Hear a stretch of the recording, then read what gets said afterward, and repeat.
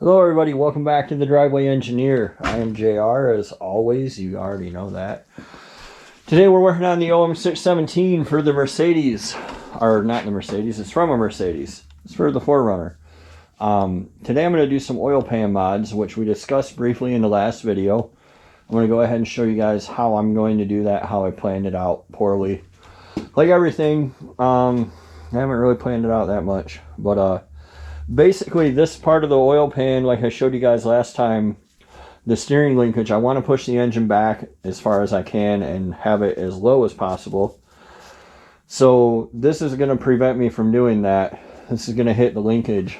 I'll show you guys what's under here so you can see why I'm doing what I'm doing. If any of you are watching this because you're curious about an OM617 swap, in a Toyota, the clearance problem's back here, and in a Jeep, the clearance problem's in the front. So I want to stay to this side of the dipstick. That's the max that I'm willing to cut it. So I'm going to try to cut it right here. And then obviously this is the pickup. It looks a little unconventional, but that's the pickup. So I'm going to have to rotate that and put it in the part that will still be deep, which is this part. So fortunately for me, somebody jacked the car up by the dipstick and left an awesome imprint of the dipstick right there. So I know that the dipstick is, you know, if we consider 1, 2, 3 holes, it's just on the other side of the third hole. So I'm going to lose my drain plug. And what I'm going to do is I'm going to cut this whole section out and put a flat plate and a wall. And then over here, I'm going to try to cut where it's straight and put a couple inches in to get my capacity back. I'm just going to use that rusty piece of crap sheet metal I have right there. I don't remember when or why I bought this, but I believe it's 18 gauge. It's easily as thick as that. I might even replace the bottom. I might not. My intention right now is to cut this and, you know, just cinching it up. But I might just build a whole new part from that using this as a rail. This is pretty thick. The rail itself is thick and substantial. So the next thing that I'll have to do, which won't be a part of this video, is I'm going to have to take this pickup off the oil pump and figure out how I want to section it. I think that I can cut along this parting line right here and take the cut part off and rotate it, or just make a new pickup. I don't know. We'll see, but that's a problem for another day. Right now, my problem today is getting the oil pan on there the way I want it. So that's going to be the focus of this video. And I have my plasma cutter ready. I'll probably cut the video back on when I start to cut. Put you guys on a time lapse so let you see what I'm doing.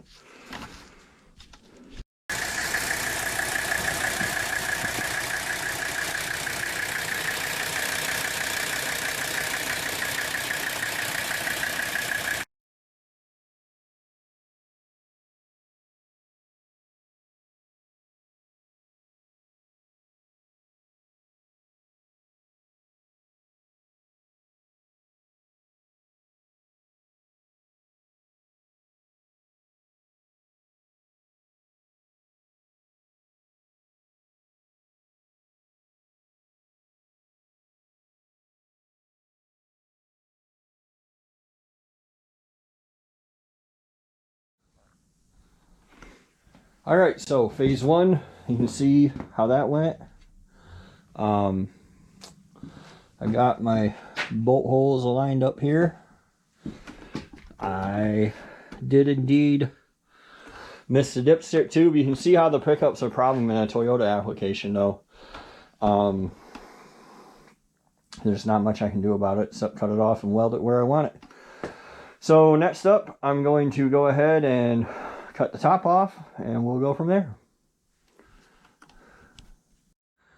And we're back. The pump is out because I don't have a way to modify the pickup. It looks like I either nailed my cut line or maybe, I don't know. There's space. There's space there. I've started making my template for my pieces I'm going to cut out there. My plan is to extend this up by 2 inches, and that's pretty much it. I'm going to make my template tonight. I'm going to cut my pieces tonight.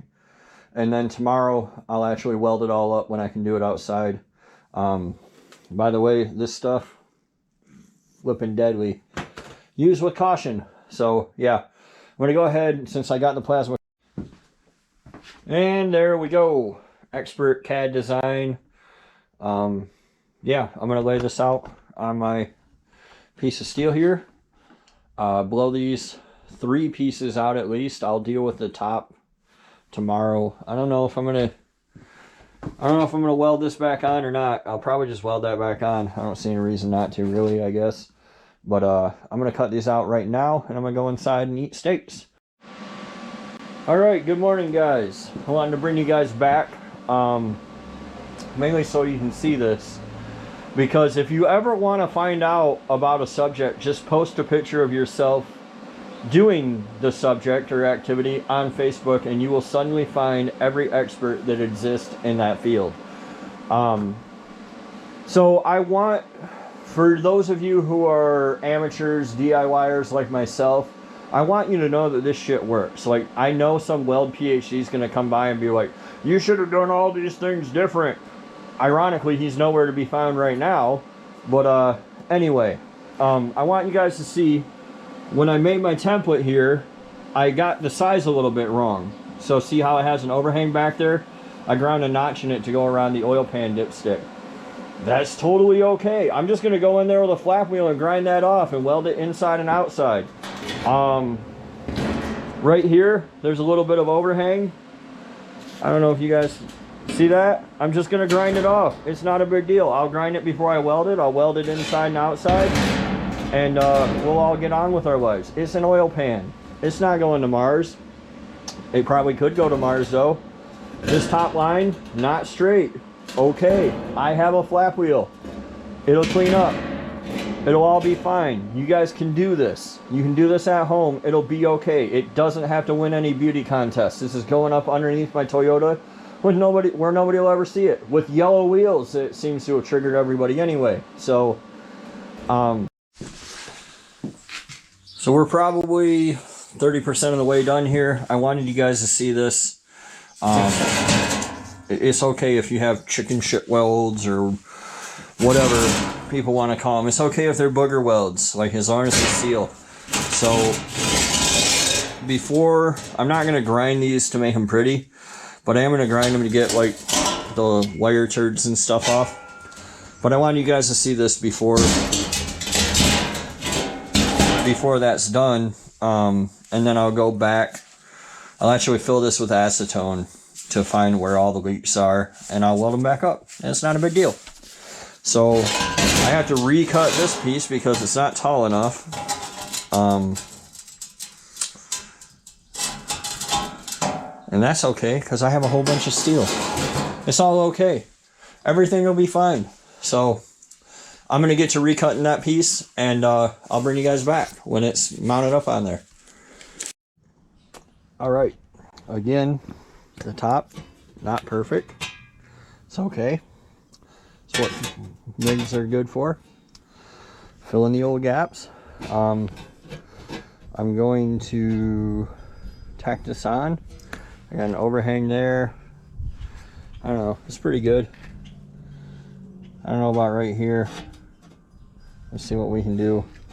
But yeah, I'm just gonna fill that with wire and grind it down. No big deal. I do have the pans a little bit warped, which is to be expected. So before I weld the top on, I'm gonna bolt it down. I'm gonna get it hot with my other torch and run some bolts into it and try to keep it flat while I do this bottom. And then we will be back. I got a bucket of water here. I'll stand you guys up. We'll see how bad this is or how good it is. This thing's still hot, so it's gonna make all kinds of crazy sounds. Probably.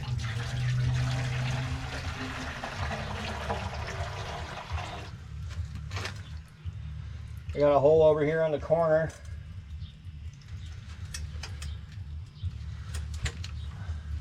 I think there's a smaller leak. Yeah, there's a smaller leak over here in the back corner.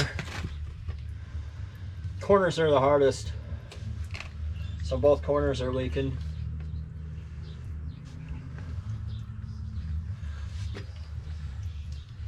I'll go ahead and grind these areas and weld it again.